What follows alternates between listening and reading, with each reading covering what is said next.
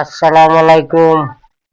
মুসলমান ভাইদের জন্য সালাম, হিন্দু ভাইদের জন্য নমস্কার, অন্যান্য জাতির জন্য আন্তরিক ভালোবাসা এবং অভিনন্দন। আমার দাদাগুরু উস্তাদ আব্দুল সাত্তার ওনার চরণে ভক্তিপূর্ণ সালাম এবং আমার মাতা পিতার চরণে ভক্তিপূর্ণ সালাম। গুরু ধর্ম, গুরু কর্ম, গুরুর চরণ সার, গুরুর চরণ বিনে গতি নাই আমার, মাতা পিতা উস্তাদ গুরুর চরণে ভক্তি হাজার। এই বিশ্বের যত গাছকৃত পিরাউলিয়া আছে তাদের চরণে হাজারো লক্ষ কোটি সালাম। ভারত বাংলার ভিতরে এবং দেশে এবং বিদেশে আমার শিষ্য যারা আছেন এবং আমার ছাত্র যারা আছেন তাদের জন্য আন্তরিক ভালোবাসা এবং অভিনন্দন। আমার কিছু নতুন শিষ্য আছে যারা এই বিষয়গুলা জানে না, যার জন্য আজকে আমি তাদের জন্য এবং যারা তান্ত্রিক লাইনে আছেন ঝাড়ফুঁক করেন তাদের জন্য আমি এই ভিডিওটি বানাইতেছি। আপনারা না টেনে এক সেকেন্ডও টানবেন না, আপনারা ভালোভাবে দেখবেন, তাহলে কিছু শিখতে পারবেন। আমি যা কিছু আপনাদেরকে দেই আমার মন থেকে দেই। আমি চলে গেলে কখনো আমি এগুলা সাথে নিয়ে চাইতে পারবো না, কিন্তু আমি সত্য জিনিস সত্যভাবে দুদু মানুষকে দেই। তাহলে তারা যখন কর্ম করবে তারার কর্ম অনুসারে যে সবটুকু হবে সেটা আমার কবরে চলে যাবে। এই ভাবনা ভেবে এই চিন্তাই করে আপনাদেরকে যা দেই সবকিছু রিয়েল দেই, আপনারা ভিডিও টানবেন না। আমার জীবনের একটি ঘটনা আমি আপনাদেরকে শেয়ার করতেছি। যারা নতুন আমার ছাত্র আছেন যারা বিষয়টা জানেন না তাদের জানানোর জন্য আজকে আমার এই ভিডিওটি। আমি অনেক আগে একটি জায়গায় গিয়েছিলাম, আমার বাড়ি থেকে মিনিমাম 300 কিলোমিটার। সেখানে আমি 3-4 মাস ছিলাম চেম্বার করে। তো ওইখানে একটি 9টি ওয়ার্ডের ভিতরে 43 জন না 44 জন তান্ত্রিক ছিল। যখন আমি ওই জায়গাতে গেলাম কিছুদিন কাজ করার পরে অনেক তান্ত্রিক আমার শত্রু হয়ে গেল। একদিন রাত্রে এই এলাকার একজন মেম্বার আমাকে মোটরসাইকেল দিয়ে ওনাদের এলাকায় নিয়ে গেল। রুগীটাকে দেখলাম, ঢাকার থেকে রুগীটাকে বিদায় করে দিছে। তখন ওই রুগীটার উপরে আমি যখন হাজির করলাম সব বিষয় জানলাম। যখন সে বলে না, আমি ছিংলা দিয়ে তাকে 2-3টা আঘাত করেছিলাম অস্তে অস্তে। আসলে যখন মানুষের হায়াত থাকে না তখন মানুষকে কাউ ধরে রাখতে পারে না এবং এই ক্ষমতা কারো নাই। আমি এখান থেকে আসার পরে ওই দিন রাত্রে রুগীটা মারা যায়। তারা ছিল ওহাবি। অনেক কিছু হয়েছে। যখন আমি টার পাইলাম ওই রুগীটা মারা গেছে তখন আমি আগে থেকেই বুঝে ফেলছি যে তারা চক্রান্ত করছে, সব কবিরাজ মিলে এবং ওহাবি যাদের রুগী তাদেরকে কুশল্লা দেওয়ার কারণে তারা 40-50 জন মানুষ আমাকে ধরে নেওয়ার জন্য আসছিল। ওইখান থেকে তখন আমি সরে যাই। সরে আমি আমার বাড়িতে চলে আসি। আমার নামে মামলা হয়, অনেক কিছু হয়, অনেক ইতিহাস।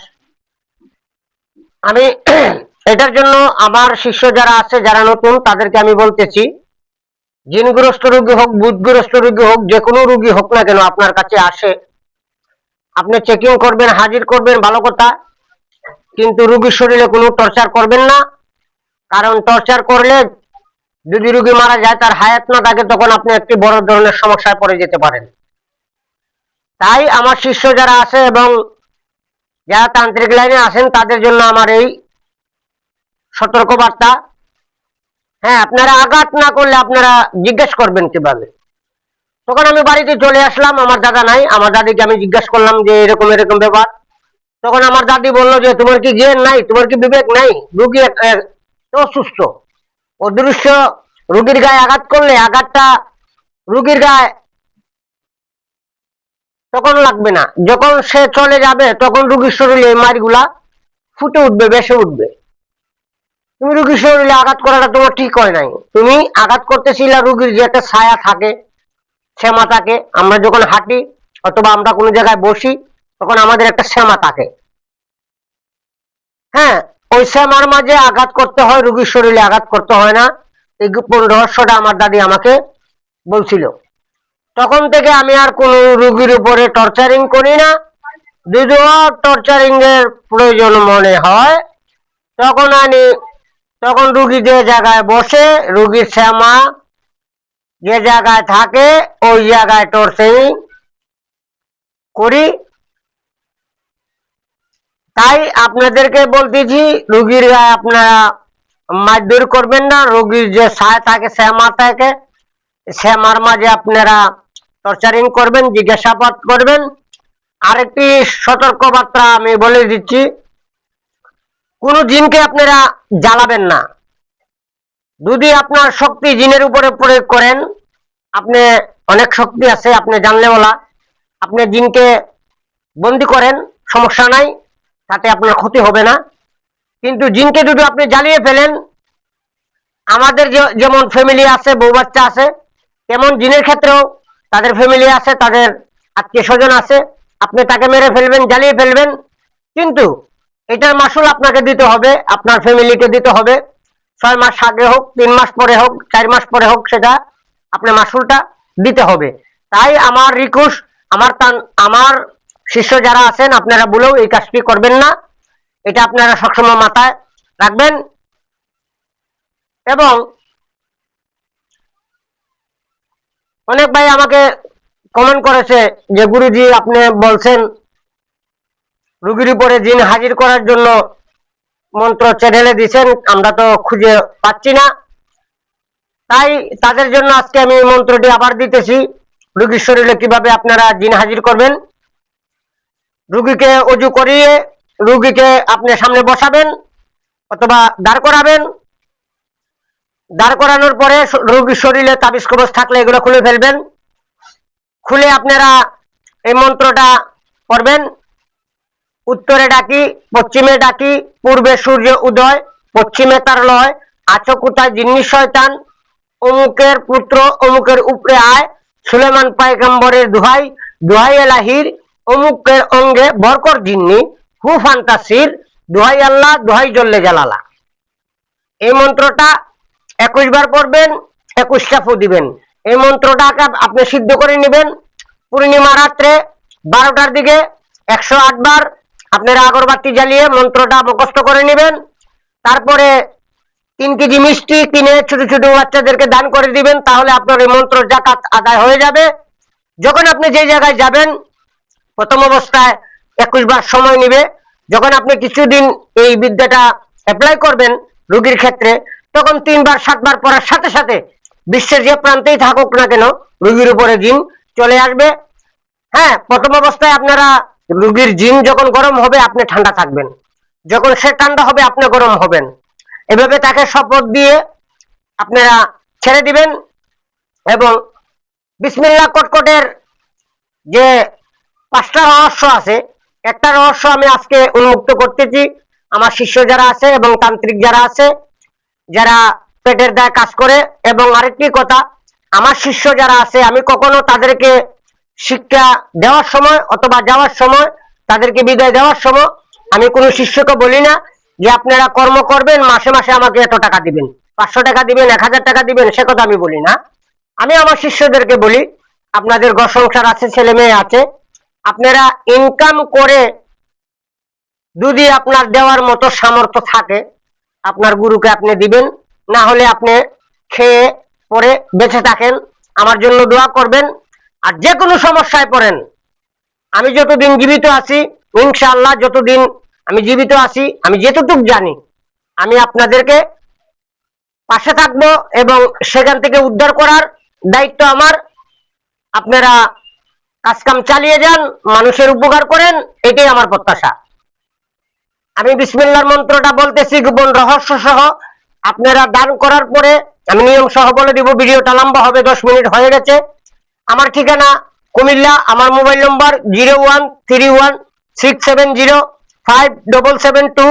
যারা তন্ত্রমন্ত্র শিখবেন এবং দেশে এবং দেশের বাইরে যারা কাজকর্ম করতে চান, তারা আমার সাথে ওই নম্বরে ইমো এবং হোয়াটসঅ্যাপ আছে, যোগাযোগ করবেন। বিসমিল্লাহ কটকট পুঞ্জিকট, অমুকের কন্যা অমুক, অমুকের ছেলে অমুকের সাথে মিল কর। কার দোহাই? আল্লাহর নবী মুহাম্মদের দোহাই। কার দোহাই? পাক পাঞ্জাতনের দোহাই। কার দোহাই? আল্লাহ নিরঞ্জনের দোহাই। কার দোহাই? বড় পীর আব্দুল কাদের জিলানী, কুতুবে রাব্বানী, মাহবুবে সুবহানী, শেখ মহিউদ্দিন। অমুকের কন্যা অমুক, অমুকের ছেলের কাছে শীঘ্র আয়, শীঘ্র আয়, শীঘ্র আয়। দোহাই আল্লাহর, দোহাই উস্তাদ গুরু নয়নের দোহাই। আপনারা 21 বার পাঠ করবেন 3 কেজি 100 গ্রাম মিষ্টির উপরে। 21 বার পাঠ করে আপনারা এই মিষ্টিটা ছোট ছোট বাচ্চাদেরকে সকালে ফার্স্ট টাইম 6টা থেকে 7টার ভিতরে মিষ্টিগুলা ছোট ছোট বাচ্চাদেরকে, অথবা মক্তবে অথবা মাদ্রাসায় যায় ছোট ছোট বাচ্চারা পড়ে, তাদেরকে আপনারা বিলিয়ে দিবেন। ইনশাআল্লাহ আপনার কাজ 21 দিনের ভিতরে, 7 দিনের ভিতরে আপনার রুহানি শক্তির উপরে ডিবেস থাকবে, কাজ হয়ে যাবে। এবং এটার জাকাত আপনি দিতে হবে। জাকাতটা কিভাবে দিবেন সেটাও আমি বলে দিলাম। আপনারা মানুষের উপকার করেন, বাটপার তান্ত্রিক বাটপার কবিরাজ থেকে আপনারা দূরে থাকবেন। টাকা পয়সা নষ্ট করবেন না। যে টাকা আপনারা নষ্ট করবেন, এই টাকা আপনাদের ছেলে মেয়ের কাজে লাগান। কারণ আপনি বিপদে পড়লে আপনার ছেলে মেয়ে, আপনার ওয়াইফ পাশে থাকবে, আর কেউকে পাবেন না। তাই আমার রিকোয়েস্ট, আপনারা অযথা টাকা নষ্ট করবেন না। আপনাদের ছেলে মেয়েকে আপনারা দেখেন, পালেন, আপনার জিনিস আপনার কাজে লাগবে। ঠিক আছে? আপনারা এই বিসমিল্লাহ কটকট পুঞ্জিকট পূর্ণিমা যখন আসবে মাসের, তখন আপনি রাত্রে 11টায় বসবেন। 11টায় বসে 333 বার এই মন্ত্রটা পাঠ করবেন। আর মনে মনে আপনি চিন্তা করবেন যেটা আমি মানুষের কল্যাণের জন্য, ভালো কাজের জন্য, মহব্বতের জন্য, ছেলে মেয়ের জন্য, মা মেয়ের জন্য, শ্বশুর শাশুড়ির জন্য আমি বশীকরণ কাজ করব। আমার কাজটা যেন হাসিল হয়। আমার কাজটা হাসিল হওয়ার পরে এই বিসমিল্লাহ কটকটের যে মক্কেল আছে, আমি আপনাদেরকে হুকুম করিতেছি, আমার জাকাত আমি আদায় করে দিব, আপনাদের উপরে ছেড়ে দিলাম। আমি বশীকরণ কাজ করব। আপনারা দয়া করে, মেহেরবান করে আপনারা আমার কাজগুলা করে দিবেন। এবং প্রতিটা কাজ করার পরে আমি আপনাদের নামে ফাতিহা দান করব। এই বলে আপনি মনে মনে ধারণা করবেন আর মন্ত্র পাঠ করবেন। করে তারপরে আপনারা কাজ করে দেখেন। বৃক্ষ তোমার নাম কি, ফলে পরিচয়। আপনারা ফল পাবেন। যদি ফল না পান, আপনারা কমেন্টে যা লিখবেন আমি মাথা পেতে নেব। সত্য জিনিস সত্যভাবে আপনাদেরকে দিচ্ছি। কারণ এই মন্ত্রটা আসছে 4 তরিকা থেকে। যেমন শরীয়ত মারফত, হাকিকত, তরিকত, 4টা তরিকা। ডান হাত থাকলে আমার চলবে না, বাম হাতেরও দরকার আছে। এরকম 4টা তরিকা থেকে একটা তরিকা যদি আপনি না মানেন, আপনি মুসলমান না। হ্যাঁ, আপনি মুসলমান না। এই পৃথিবীর মাঝে সব থেকে দামি বস্তু হলো কালামা। কলেমাটা সব থেকে দামি বস্তু। আপনি সারা জাহানের এবাদত যদি এক পাল্লায় তুলেন আর কালামাটা এক পাল্লায় তুলেন, তাহলে কালেমার পাল্লাটা ভারী হবে। তাই মুসলমানের জন্য সব থেকে দামি বস্তু হলো তার জবান। তার জবান যখন ঠিক হয়ে যাবে, তখন তার কাছে অসম্ভব জিনিসও সম্ভব হয়ে যাবে। আপনি 100 কাজ করবেন, 100 কাজে আপনার হবে। এই যেমন আমার দাদা গুরু বকুল, উনি মন্ত্রকে নিজের ভাবে পরিচালনা করে। বিসমিল্লাহ কটকট পুঞ্জিকট, অমুকের সাথে অমুকের মিল কর। কার দোহাই? শিব দুর্গা কামাখ্যা উস্তাদ গুরু বকুলের দোহাই। ওই 2টা জায়গা কিন্তু বকুলে চেঞ্জ করে ফেলছে। আর এই বিসমিল্লাহ কটকটের মূল যে রহস্যগুলো উনি বলে যে আমি 28 বছর গুরুর পিছনে থেকে আমি এগুলো পাইছি, এগুলো আমি মরার আগ পর্যন্ত কাউকে দিব না। এটাই হলো মানুষকে প্রতারণা করার একটি উদ্দেশ্য। এবং শয়তানের কিন্তু 18 সালা বুদ্ধি। কারণ শয়তান কিন্তু 9 লক্ষ ইবাদত করেও আল্লাহর মন জয় করতে পারে নাই, কারণ আল্লাহ মানুষকে বলছিল সেজদা করার জন্য, সে সেজদা করে নাই, কারণ তখন ছিল আদম। যখন আদমের ভিতরে আল্লাহর রুহু এবং আল্লাহর চেহারা, আল্লাহর নূর যখন প্রয়োগ করলেন, তখন ওই আদমকে ইবলিস শয়তানেও সেজদা করেছিল, ফেরেশতাও সেজদা করেছিল। তাই আমি বলতেছি বাটপার থেকে দূরে থাকবেন। কিছু শিখতে গেলে যখন কোনো মানুষ হয়ে যদি আপনি মানুষ তালাশ করেন, তাহলে মানুষের দর্শন আপনি আজ হোক কাল হোক আপনি পাবেন। আর যত সময় আপনি মানুষ না হতে পারবেন, তত সময় আপনি খাঁটি মানুষের দর্শন পাবেন না। সবাই ভালো থাকবেন, আমার জন্য দোয়া করবেন। আজকের জন্য এ পর্যন্ত। আল্লাহ হাফেজ।